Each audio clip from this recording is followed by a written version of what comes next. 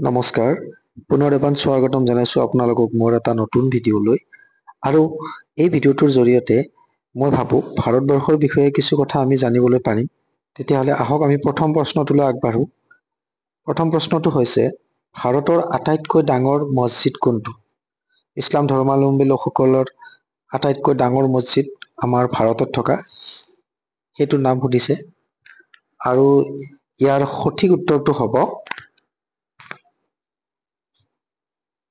স্ক্ৰীনত দেখা পাইছে আপোনালোকে দিল্লীত থকা জামা মছজিদ ইয়াৰ পিছৰ প্ৰশ্নটো ভাৰতৰ সৰ্ববৃহৎ ক্ৰিকেট ষ্টেডিয়াম কোনখন ইয়াৰ উত্তৰ হ'ব মটেৰিয়া ষ্টেডিয়াম বা চৰ্দাৰ বল্লভভাই পেটেল ষ্টেডিয়াম আহমদাবাদ গুজৰাট তাৰ পিছৰ প্ৰশ্ন ভাৰতৰ সৰ্ববৃহৎ ভাসমান সৌৰ শক্তি কেন্দ্ৰ ক'ত অৱস্থিত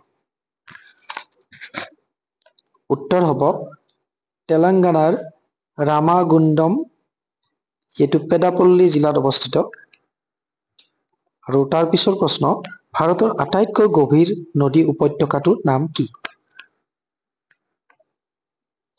উত্তৰ হ'ব ভাগীৰথী আৰু অলকানন্দা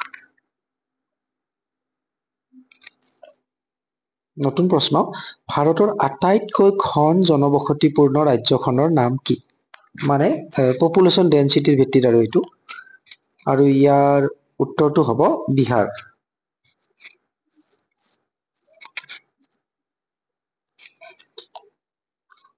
পিছৰ প্ৰশ্নলৈ আগবাঢ়িছো ভাৰতৰ আটাইতকৈ ঘন জনবসতিপূৰ্ণ কেন্দ্ৰীয় শাসিত অঞ্চলটো কোনটো সেইটো ইউনিয়ন টেৰিটৰীৰ কথা কৈছে আৰু সঠিক উত্তৰটো হ'ব দিল্লী তাৰ পিছৰ প্ৰশ্ন ভাৰতৰ আটাইতকৈ দ্ৰুত ৰেল কোনখন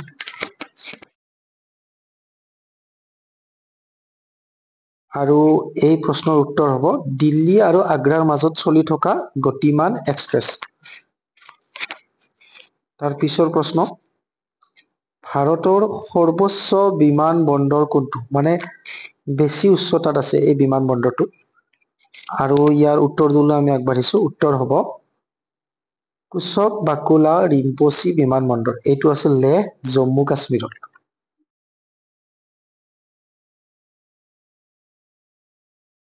প্ৰশ্ন ভাৰতৰ সৰ্বোচ্চ অসামৰিক বঁটা বা সন্মানটো কি আৰু ইয়াৰ উত্তৰ আমি সকলোৱে জানো ভাৰত ৰত্ন আমাৰ দেশৰ সৰ্বোচ্চ অসামৰিক সন্মান বা বঁটা তাৰ পিছৰ প্ৰশ্ন ভাৰতৰ সৰ্বোচ্চ যুদ্ধ ক্ষেত্ৰ কোনখন মানে ভাৰতৰ আটাইতকৈ ওখত থকা যিখন যুদ্ধ ক্ষেত্ৰ সেইখন হৈছে আমাৰ উত্তৰ হ'ব চিয়াচেন হিমবাহ বিশ্বৰ সৰ্বোচ্চ অকল ভাৰতেৰে নহয় বিশ্বৰ সৰ্বোচ্চ যুদ্ধ ক্ষেত্ৰ এইখন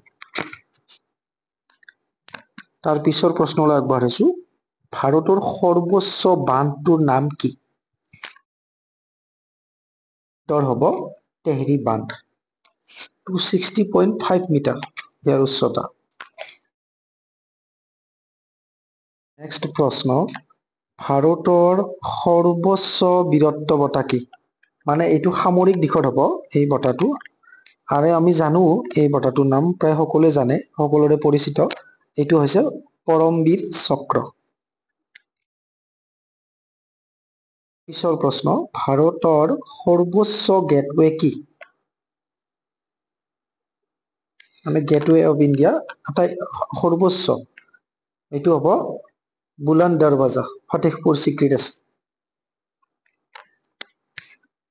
তাৰ পিছৰ প্ৰশ্ন ভাৰতৰ সৰ্বোচ্চ ৰেল ষ্টেচন কোনটো মানে আটাইতকৈ ওখত থকা ৰেল ষ্টেচনটোৰ নাম সুধিছে আমাক উত্তৰ হ'ব ঘুম ৰেলৱে ষ্টেচন এইটো দাৰ্জিলিঙত আছে আমাৰ ৱেষ্ট বেংগল ষ্টেটৰ দাৰ্জিলিঙত আছে তাৰ পিছৰ প্ৰশ্ন ভাৰতৰ সৰ্ববৃহৎ মৰুভূমি কোনটো এইটো একেবাৰে সহজ প্ৰশ্ন আমি সকলোৱে জানো ইয়াৰ উত্তৰ হ'ব থৰ মৰুভূমি আৰু ৰাজস্থানত আছে বুলি আমি সকলোৱে জানো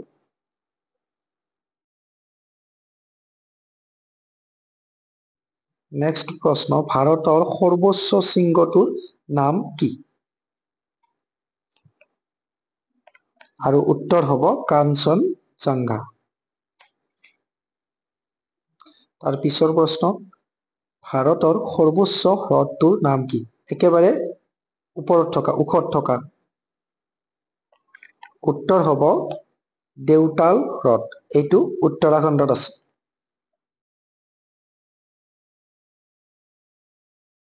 পিছৰ প্ৰশ্ন, ভাৰতৰ সৰ্বাধিক বৰষুণ ক'ত হয়? মই ভাবো এইটো এটা সহজ প্ৰশ্ন, উত্তৰটো সকলোৱে জানে। ইয়াৰ উত্তৰ হ'ব আমাৰ অসমৰ প্ৰায় ওচৰতে মেঘালয়ৰ মৌচিন ৰাম।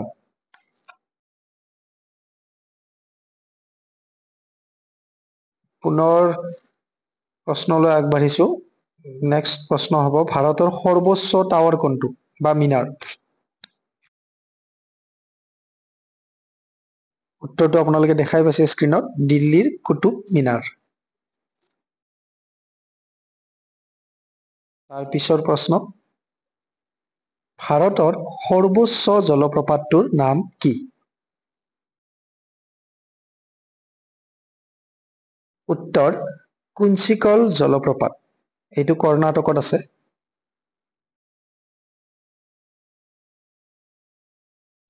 ইয়াৰ পিছৰ প্ৰশ্ন, ভাৰতৰ আটাইতকৈ দীঘল গুহা কোনটো? আমাক কেভৰ কথা সুধিছে ইয়াত, আটাইতকৈ দীঘল। উত্তৰ হ'ব ক্ৰেমলিয়াট প্ৰাস, মেঘালয়ত আছে এইটো।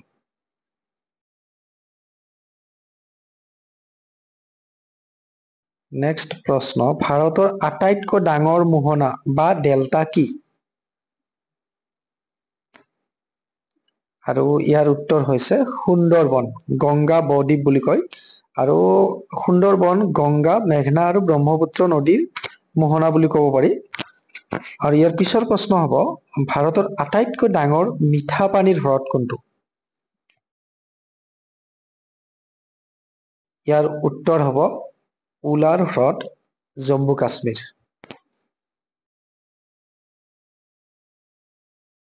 নেক্সট কুৱেশ্যন, ভাৰতৰ আটাইতকৈ দীঘল হ্ৰদটোৰ নাম কি?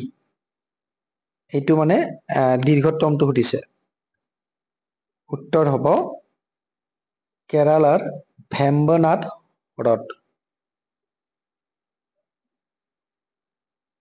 তাৰ পিছৰ প্ৰশ্ন, ভাৰতৰ আটাইতকৈ ডাঙৰ লুণীয়া পানীৰ হ্ৰদটোৰ নাম কি? এইটো উত্তৰ আপোনালোক সকলোৰে পৰিচিত, ইয়াৰ হ'ব চিল্কা হ্ৰদ, উৰিষ্যাত আছে।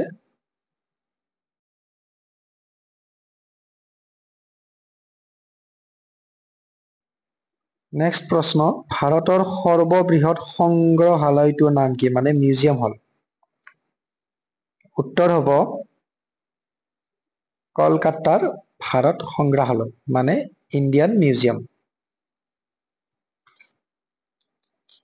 তাৰ পিছৰ প্ৰশ্ন, ভাৰতৰ সৰ্ববৃহৎ জনবসতিপূৰ্ণ চহৰ কোনখন? মষ্ট পপুলেটেড চিটি, আমি সকলোৱে জানো মুম্বাই।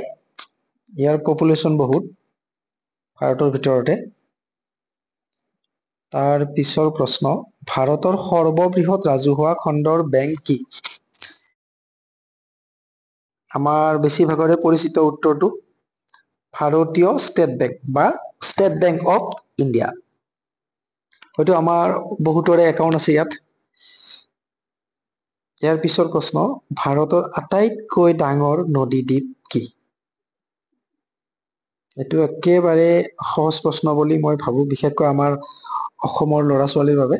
উত্তৰ হ'ব মাজুলী, আমাৰ অসমতে আছে। তাৰ পিছৰ প্ৰশ্ন, মোহনা নথকা ভাৰতৰ আটাইতকৈ ডাঙৰ নদী কোনটো? মই অকমান আগতে কৈছিলো মোহনাৰ কথা, কিন্তু মোহনা নথকা নদী হল আমাৰ উত্তৰ হ'ব Narmada.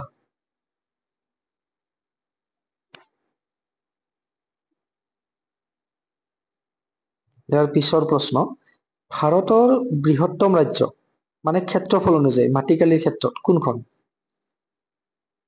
Largest state of India, Rajasthan. উত্তৰ হ'ব ৰাজস্থান। তাৰ পিছৰ প্ৰশ্ন, ভাৰতৰ বৃহত্তম ৰাজ্য জনসংখ্যাৰ ভিত্তিত কোনখন? আগৰখন আছিলে আগৰ প্ৰশ্নটোত মাটিকালিৰ ভিত্তিত আৰু ইয়াত পপুলেশ্যনৰ ভিত্তিত কৈছে, এইটো হ'ব উত্তৰ প্ৰদেশ।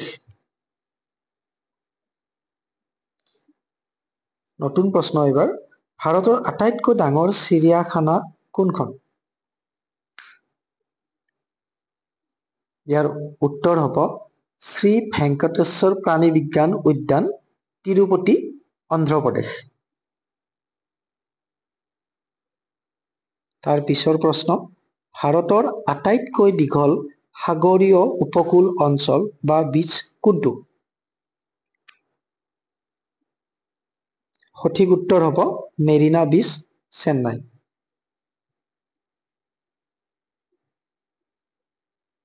নেক্সট প্ৰশ্ন, ভাৰতৰ আটাইতকৈ দীঘল খাল বা কেনেল কোনটো?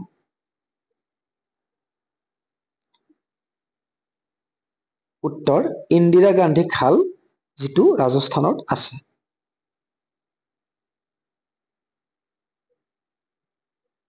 পিছৰ প্ৰশ্ন, ভাৰতৰ আটাইতকৈ ওখ মূৰ্তি কোনটো?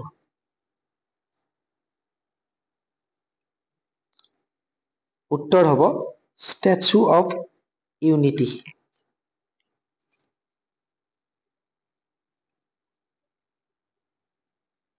তাৰ পিছৰ প্ৰশ্ন, ভাৰতৰ ভিতৰতে আটাইতকৈ দীঘল উপকূল ৰেখা থকা ৰাজ্য কোনখন? সাগৰীয় উপকূল, ইয়াতে কৈছে সাগৰীয় উপকূলৰ কথা কৈছে, আৰু ইয়াৰ উত্তৰ হ'ব গুজৰাট। তাৰ পিছৰ প্ৰশ্ন, ভাৰতৰ আটাইতকৈ বৃহৎ এলেকা বনাঞ্চলেৰে আগুৰি থকা ৰাজ্যখনৰ নাম কি? এইটো প্ৰশ্ন আগতে টেটত আহি গৈছে, আছাম টেটত, আৰু ইয়াৰ উত্তৰ হ'ব মধ্য প্ৰদেশ।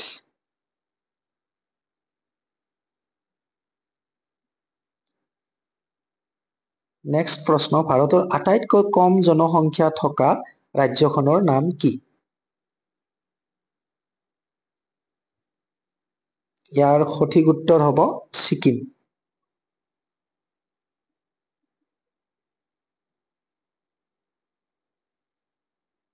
তাৰ পিছৰ প্ৰশ্ন, ক্ষেত্ৰফলৰ ভিত্তিত ভাৰতৰ আটাইতকৈ সৰু ৰাজ্য কোনখন? উত্তৰ হ'ব গোৱা। ইয়াতে অকমান টাইপিং মিষ্টেক হৈছে, গোৱা হ'ব লাগে, গোৱা।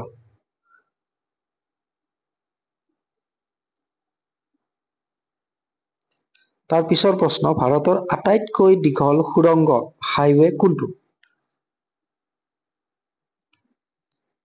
উত্তৰ হ'ব অটল সুৰংগ, যিটো হিমাচল প্ৰদেশত আছে।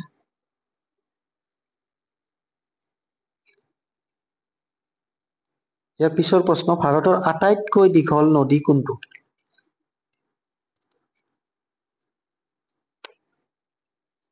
উত্তৰ গংগা।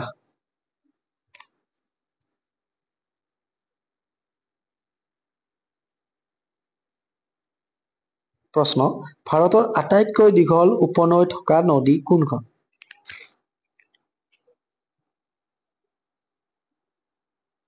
ইয়াৰ উত্তৰ হ'ব যমুনা। যমুনা নদীখনৰ আটাইতকৈ দীঘল উপনৈ আছে।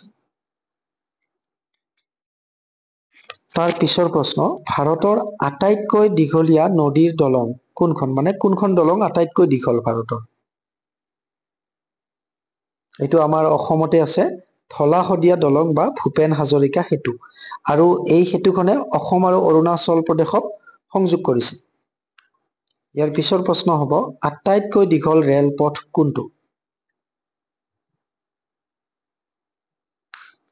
উত্তৰ অসমৰ পৰা কন্যাকুমাৰীলৈ এই ৰেলপথটো আটাইতকৈ দীঘল, আৰু ডিব্ৰুগড় কন্যাকুমাৰী বিবেক এক্সপ্ৰেছ এই ৰেলখনৰ নাম।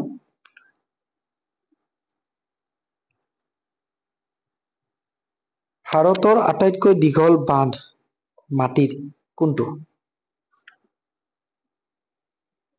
ইয়াৰ উত্তৰ হ'ব হীৰাকুদ বান্ধ।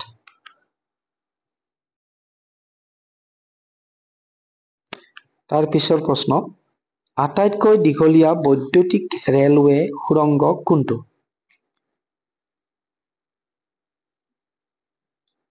উত্তৰ চেৰলোপল্লী আৰু ৰাপ্পুৰু ৰেলৱে ষ্টেচনৰ মাজত অন্ধ্ৰপ্ৰদেশত আছে। নেক্সট প্ৰশ্ন, আটাইতকৈ দীঘল ঘাইপথ কোনটো? মানে নেশ্যনেল হাইৱেৰ কথা সুধিছে ইয়াত। আটাইতকৈ দীঘল। উত্তৰ শ্ৰীনগৰৰ পৰা কন্যাকুমাৰীলৈ 44 নং ৰাষ্ট্ৰীয় ঘাইপথ। আৰু এই ঘাইপথটো 7টা ভিন্ন ৰাষ্ট্ৰীয় ঘাইপথ লগাই নতুনকৈ নাম দিয়া হৈছে। তাৰ পিছৰ প্ৰশ্ন, আটাইতকৈ দীঘল ৰেলৱে প্লেটফৰ্ম কোনটো? ইয়াৰ উত্তৰ হ'ব গোৰখপুৰ ৰেলৱে ষ্টেচন।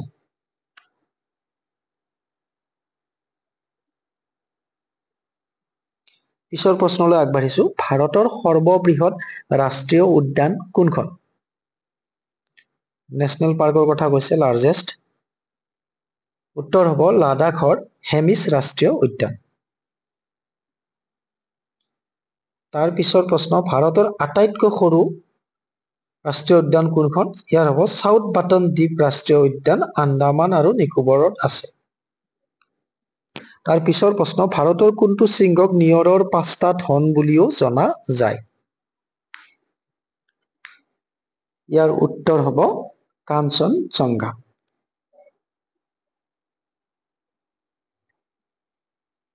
তাৰ পিছৰ প্ৰশ্ন, ভাৰতৰ আটাইতকৈ ডাঙৰ গুহা মন্দিৰ কোনটো? মানে কেভ টেম্পল। উত্তৰ কৈলাশ মন্দিৰ, ইলোৰা গুহা, এইটো 16 নম্বৰ গুহা হ'ব। ইয়াৰ পিছৰ প্ৰশ্ন হ'ব, উপাৰ্জনৰ আধাৰত ভাৰতৰ আটাইতকৈ ধনী ৰাজ্য কোনখন? মানে কোনখন ৰাজ্যৰ GDP আটাইতকৈ বেছি? আৰু ইয়াৰ উত্তৰ হ'ব দিল্লী।